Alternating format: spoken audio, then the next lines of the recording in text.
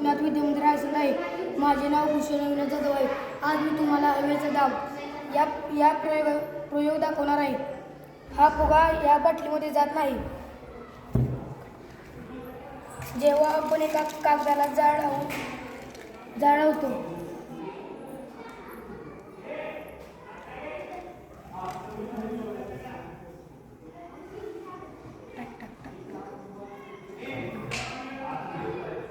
झाडावून फेकतो तेव्हा आतील हवेचा दाब कमी होतो. तो हवेचा दाब फुग्याला आतमध्ये खेचून घेतो.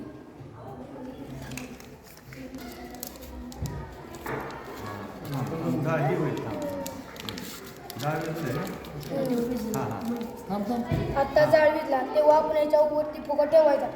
मग आतील कमी हवेचा दाब फुग्याला आतमध्ये खेचून घेतो.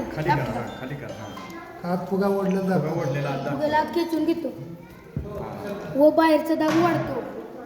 बरोबर, हा भरपूर आला.